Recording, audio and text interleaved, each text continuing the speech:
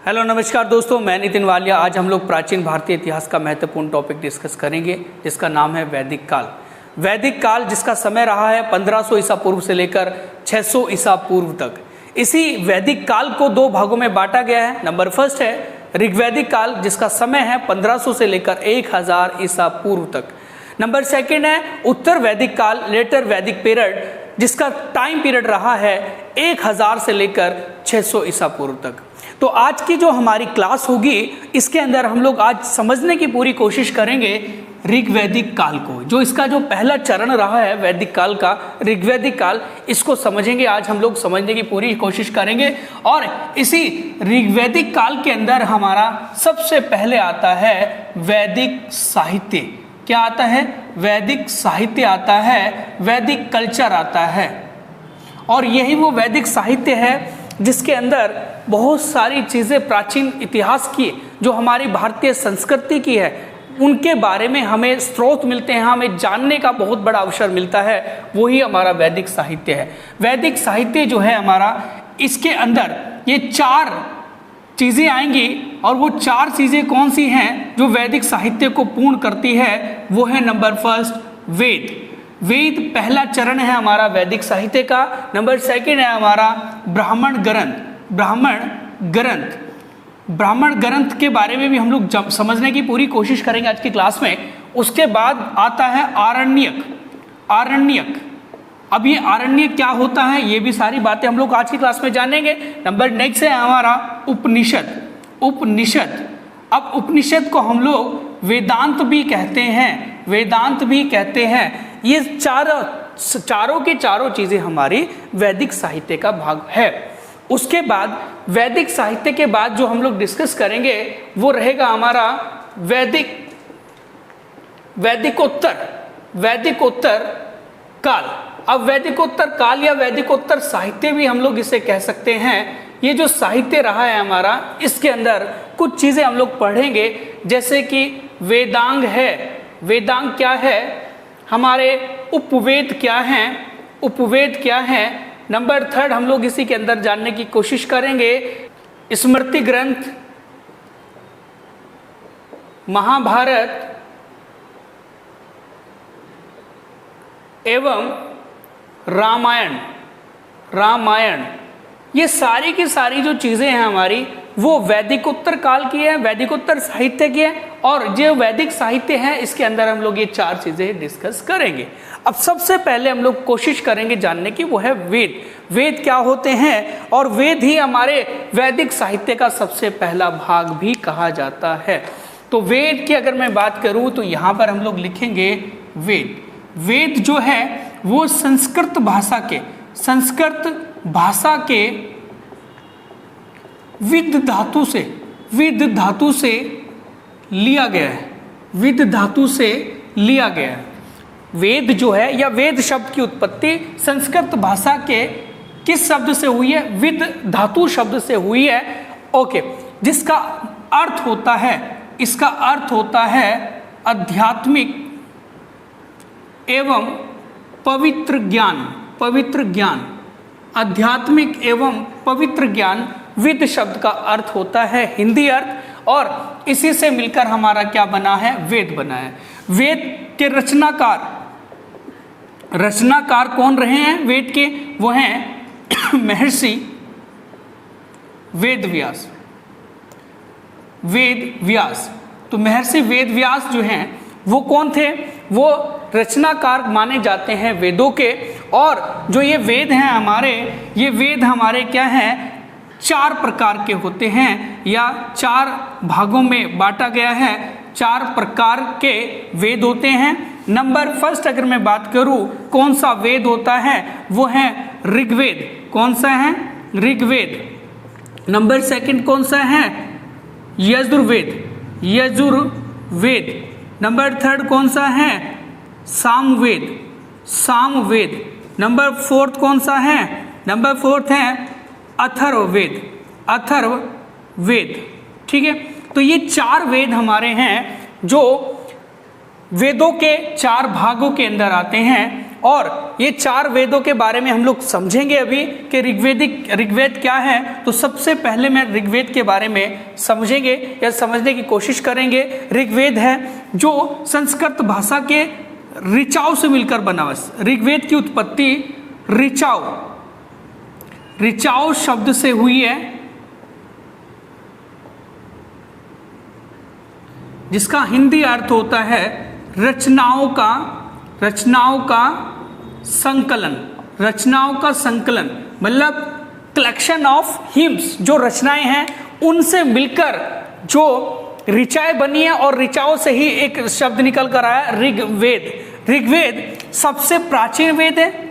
सबसे प्राचीन वेद कौन सा है? ऋग्वेद है। ठीक है जी। उसके बाद क्वेश्चन हमारे पेपर में आता है कि जो ऋग्वेद है, ऋग्वेद के अंदर मंडलों की संख्या कितनी है? मंडल है हमारे इसके अंदर 10, है ना। इसके अंदर हमारे सूक्त कितने हैं? 1028 सूक्त थे। उसके बाद इसमें मंत्रों की संख्या कितनी है? मंत्रों की संख्या कह सकते हैं, मंत्रों की संख्या कितनी है? 10,462 मूल मंत्र है। कितने?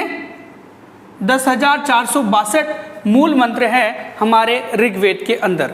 ठीक है, यहां तक आप लोग समझ रहे हैं। अब इसमें हम लोग देखेंगे कि जो ऋग्वेद है, ऋग्वेद के अंदर ऋग्वेद में हम लोग ये कहते हैं कि हैं जो हमारा 2 से 7वां मंडल है, 2 से 7वां मंडल सबसे प्राचीन मंडल है, सबसे प्राचीन मंडल है। ठीक है, तो ध्यान रखेंगे सबसे प्राचीन मंडल कौन सा है हमारा? तो वो रहेगा 2 से 7वां मंडल है जो एग्जाम में पूछा जाता है। और टोटल मंडलों की संख्या कितनी है हमारी? तो वो है 10। टोटल मंडलों की संख्या कितनी है? 10 है। और उनमें से 2 से लेकर 7वां तक मंडल जो होता है वो सबसे प्राचीन है। उसके बाद पहला और 10वां मंडल, ठीक है, वो सबसे नवीन मंडल है, नवीन मंडल कहा जाता है। सबसे नवीन मंडल कौन सा है? 10वां मंडल है और पहला मंडल है। पहले और 10वें मंडल के अंदर ही, पहले और 10वें मंडल के पुरुष सूक्त में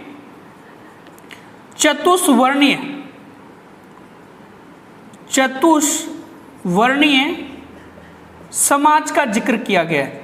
चतुष्वर्णीय समाज का जिक्र किया गया है। जैसे हम लोग कह सकते हैं 4 वर्ण हमारे भारतीय इतिहास में हमें अपने भारतीय समाज को लेकर देखने को मिलते हैं, उसे हम लोग चतुष्वर्णीय कहते हैं। जैसे कि ब्राह्मण थे, वैश्य थे, क्षत्रिय थे और इसके अलावा शूद्र। ये चारों के चारों वर्ण का वर्णन जो किया गया है वो पहले और 10वें मंडल के पुरुष सूक्त में किया गया है। यहाँ तक हम लोग समझ रहे हैं। अब इनमें क्वेश्चन पूछा जाता है एग्जाम में कि कौन से मंडल में भगवान सोम का वर्णन किया गया है? तो 9वां मंडल सोम को समर्पित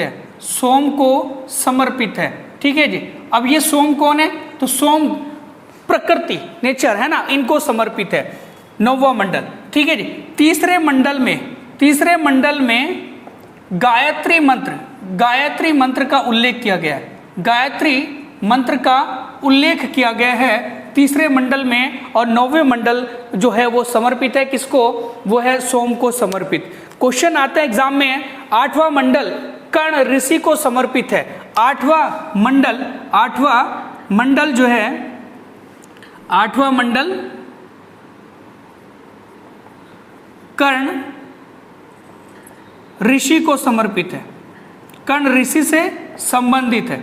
ठीक है, ये करके क्वेश्चन एग्जाम में आ जाते हैं हमारे। ठीक है, तो ये हमें ध्यान रखना है। ऋग्वेद से संबंधित, ऋग्वेद को पढ़ने वाले ऋषि को क्या कहते हैं? पढ़ने वाले ऋषि को क्या कहते थे या क्या कहते हैं? ठीक है जी। तो क्वेश्चन आता है एग्जाम में कि ऋग्वेद को पढ़ने वाले ऋषि को क्या कहते थे? तो होत्र कहते थे, होत्र। ठीक है जी। तो यहाँ पर ब्राह्मणों की भी कैटेगरी डिवाइड की गई थी। तो क्वेश्चन आ जाता है कि ऋग्वेद को पढ़ने वाले ऋषि को क्या कहते थे? होत्र कहते थे। यहाँ तक हम लोग समझ रहे हैं। क्वेश्चन पूछा जाता है कि ऋग्वेद के कितने ब्राह्मण ग्रंथ हैं? ऋग्वेद के 2 ब्राह्मण ग्रंथ हैं। 2 क्या हैं? ब्राह्मण ग्रंथ है। ब्राह्मण ग्रंथ हैं ऋग्वेद के 2। अब वो 2 ब्राह्मण ग्रंथ कौन से हैं वो हम लोग देखेंगे। नंबर फर्स्ट ब्राह्मण ग्रंथ कौन सा है ऋग्वेद का, तो वो मिलेगा हमें ऐत्रेय ब्राह्मण ग्रंथ, और नंबर सेकंड है कौशितकी। ऐत्रेय और नंबर सेकंड है कौशितकी, नंबर सेकंड है कौशितकी। कौशितकी ये 2 ब्राह्मण ग्रंथ हैं हमारे ऋग्वेद के अंदर, जो उपनिषद भी कह सकते हैं कि 2 उपनिषद कौन से हैं हमारे ऋग्वेद के, तो ऐत्रेय और कौशितकी है। तो ये था हमारा ऋग्वेद के बारे में जो एक नॉर्मल डिस्कशन है, जो हमारे वनडे एग्जाम के लिए ज़रूरी बनता है। ये चीज़ हमने ध्यान रखनी है कि ऋग्वेद का उल्लेख जो है, माने ऋग्वेद का की उत्पत्ति ऋचाऊ शब्द से हुई है, जिसका अर्थ होता है रचनाओं का संकलन। और टोटल अगर मैं बात करूं ऋग्वेद के अंदर कितने मंडल है, 10 मंडल है, 1028 सूक्त हैं, 10,462 मंत्र हैं या श्लोक है, ठीक है। तो ये सारी चीजें थी। नंबर सेकंड में बात करूं वेद की, कौन सा वेद है, यजुर्वेद है। नंबर सेकंड वेद है यजुर्वेद।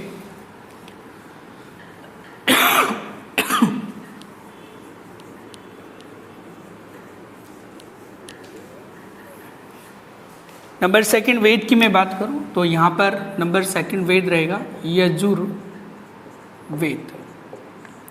यजुर्वेद जो है हमारा, यजुर् का मतलब होता है, इसका अर्थ जो होता है वो होता है यज्ञ। क्या होता है, यज्ञ। ये भी प्रश्न पूछ लिया जाता है एग्जाम में कि यजुर् का अर्थ क्या होता है, यज्ञ होता है, ठीक है ना। तो यज्ञों से संबंधित ये वेद किससे संबंधित है, यज्ञों से संबंधित, यज्ञों से संबंधित वेद कौन सा है हमारा, वो है यजुर्वेद। यज्ञों से संबंधित है यजुर्वेद। यजुर्वेद की 2 शाखाएं हैं, एक तो शुक्ल यजुर्वेद,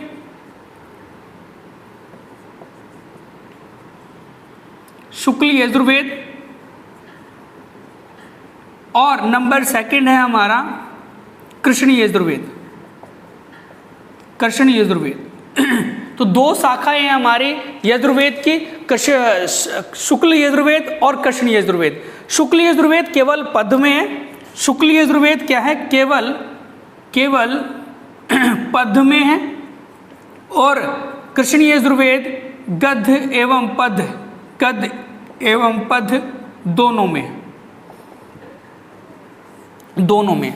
ठीक है। तो ये हमारा यजुर्वेद है। यजुर्वेद यज्ञों से संबंधित है। प्रश्न पूछ लिया जाता है एग्जाम में कि यजुर्वेद जो है, इसके पढ़ने वाले ऋषि को क्या कहते हैं, अध्वर्यु कहते हैं। इसके पढ़ने वाले ऋषि को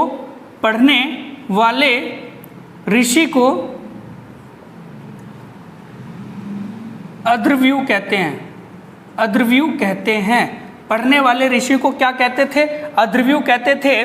और यजुर्वेद के 2 ब्राह्मण ग्रंथ है, 2 ब्राह्मण ग्रंथ हैं, वो कौन कौन से हैं,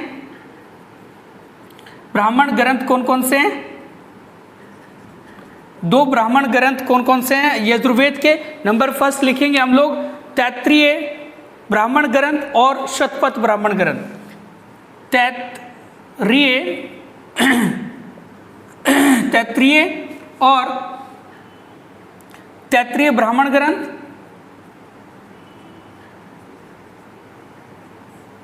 और नंबर सेकंड हम लोग लिख लेंगे इसके अंदर, वो है शतपथ ब्राह्मण ग्रंथ, शतपथ ब्राह्मण ग्रंथ, ठीक है।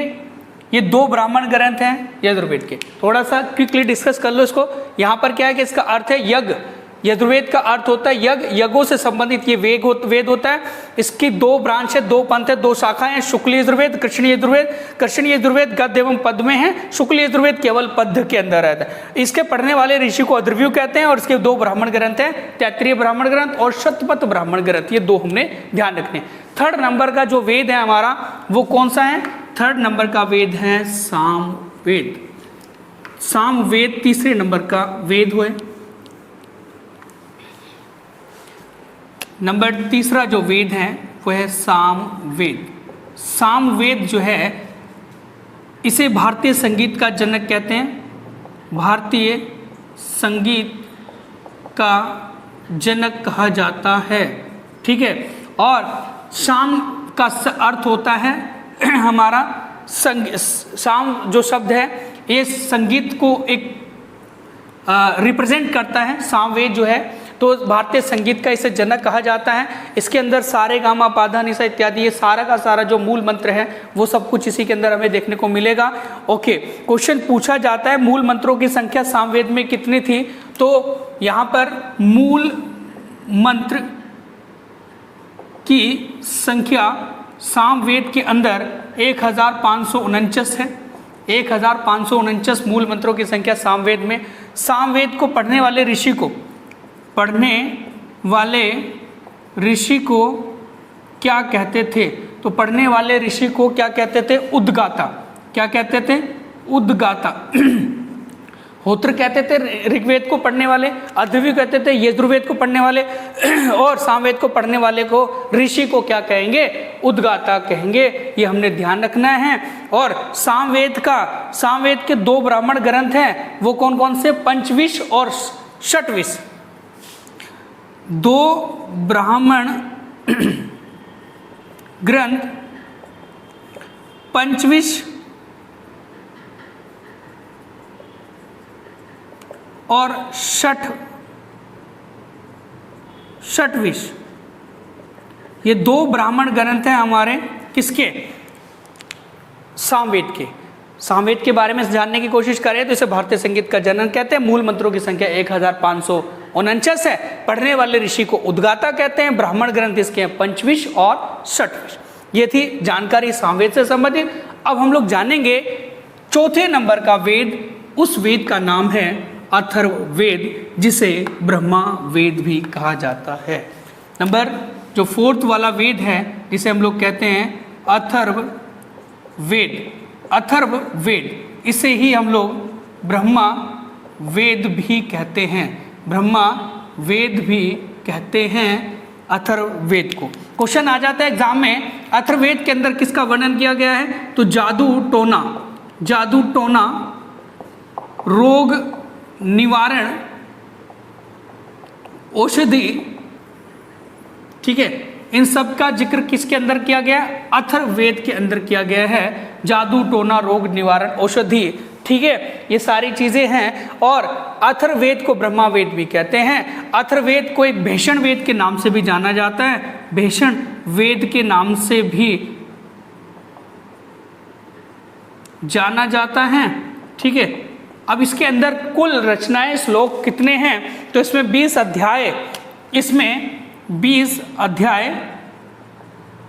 731 सूक्त और 5987 श्लोक है।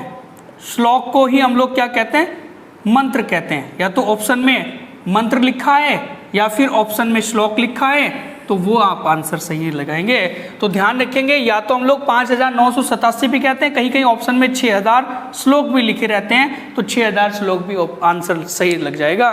तो ध्यान रखेंगे, अथर्ववेद, ब्रह्मावेद, जादू टोना, भैषण वेद के नाम से भी जाना जाता है। 20 अध्याय, 731 सूक्त, 6000 या 5987 श्लोक या मंत्रों की संख्या है। इसको पढ़ने वाले ऋषि को क्या कहेंगे, तो पढ़ने वाले ऋषि को कहेंगे ब्रह्मा। क्या कहेंगे, ब्रह्मा जी कहेंगे। तो ये पढ़ने वाले ऋषि को कहते हैं। और इसका जो ब्राह्मण ग्रंथ है, उस ब्राह्मण ग्रंथ का नाम क्या है, एक ही ब्राह्मण ग्रंथ है इसके अंदर एक ही ब्राह्मण ग्रंथ है जिसका नाम है गोपथ ब्राह्मण। कौन सा, गोपथ ब्राह्मण ग्रंथ किसका है, तो वो है हमारा अथर्ववेद का। तो ये है वो हमारे 4 वेद जिनके बारे में हमने डिस्कस किया है, और यही वैदिक साहित्य का सबसे पहला भाग था, ठीक है। अब हम लोग देखेंगे ब्राह्मण ग्रंथ क्या होता है, आरण्यक क्या होता है, उपनिषद क्या होते हैं, ठीक है। फिर समझने की कोशिश करेंगे वेदांत, उपनिषद, स्मृति ग्रंथ, Mahabharata and Ramayana. Next point हम लोग लिखेंगे वो है हमारा ब्राह्मण ग्रंथ।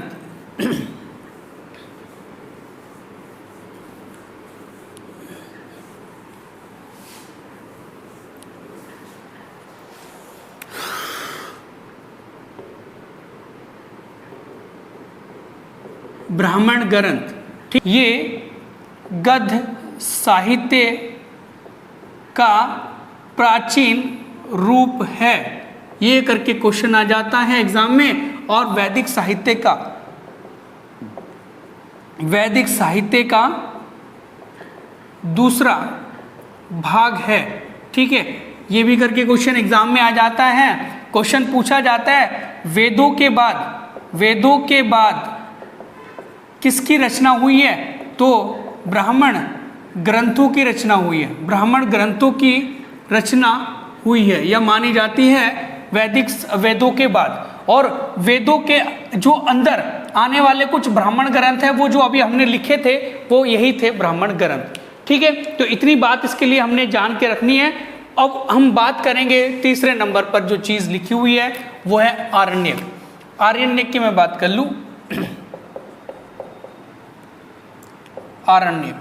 ठीक है, ये तीसरा भाग है, ये दूसरा भाग था। इससे पहले वेद हमने पढ़े, वो देखें तो वो पहला भाग था। ठीक है, आरण्यक ब्राह्मण ग्रंथों के बाद इनकी रचना हुई है। आरण्यक में आध्यात्मिक दार्शनिक, आरण्यक में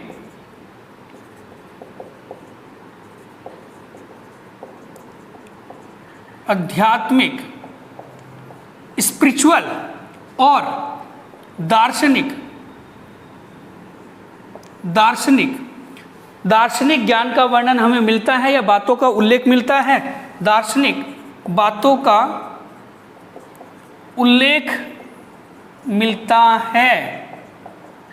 ठीक है, तो ये चीज हमने ध्यान रखनी है आरण्यक के बारे में कि आरण्यक के अंदर आध्यात्मिक, स्पिरिचुअल और दार्शनिक बहुत सारी चीज। दार्शनिक हमारा क्या होता है? ठीक है, तो यहाँ पर फिलॉसफी की चीजों का या बातों का उल्लेख हमें कहाँ पर मिल रहा है? आरण्यक के अंदर मिलता है। कहने का मतलब यह है कि इस चीज को पाने के लिए हमें किसी जंगलों के अंदर जाना पड़ेगा और जंगल में वहां पर एक अपना ध्यान लगाना पड़ेगा, तब जाकर हमें आध्यात्मिक और दार्शनिक बातों का ज्ञान होगा। तो वही आरण्यक का मतलब होता है जंगल।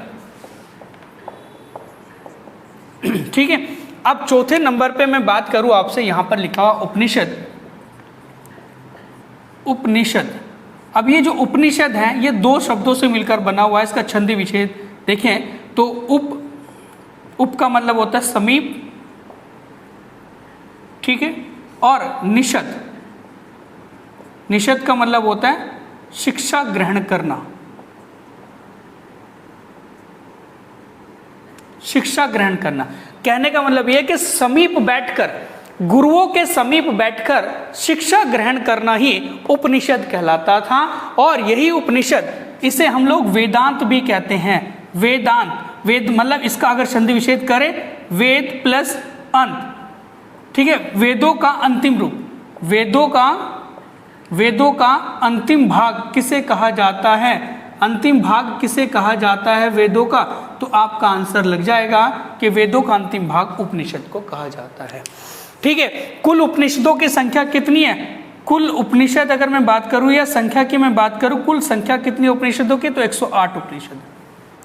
कितनी है? 108 उपनिषद है। अब क्वेश्चन हमारे एक पेपर में ये भी बनता है कि सबसे प्राचीनतम उपनिषद कौन सा है? सबसे प्राचीनतम उपनिषद कौन सा है? तो बृहदारण्य।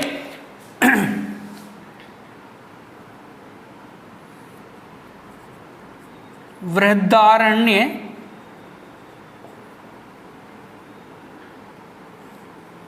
ये सबसे प्राचीन उपनिषद है। ठीक है, और सबसे प्रमाणित उपनिषद अगर पूछा जाए, सबसे प्रमाणित उपनिषद यदि पूछा जाए तो वो क्या है? वो था मुंडकोपनिषद। मुंडकोपनिषद। अब मुंडकोपनिषद से ही हमने क्या लिया गया है? वह है सत्यमेव जयते। ये जो सत्यमेव जयते जो लिया गया है वाक्य, श्लोक लिया गया है, वो कहाँ से लिया गया? मुंडकोपनिषद से लिया गया। और मुंडकोपनिषद ही हमारा सबसे प्रमाणित उपनिषद कहा जाता है। तो ये था उपनिषद के बारे में डिस्कशन। अब हम लोग समझ लेते हैं वैदिक उत्तर काल या वैदिक साहित्य के बारे में। ये पार्ट हमने कंप्लीट कर दिया। अब हम लोग सेकंड पार्ट देखेंगे। सेकंड पार्ट है हमारा वैदिक उत्तर काल या वैदिक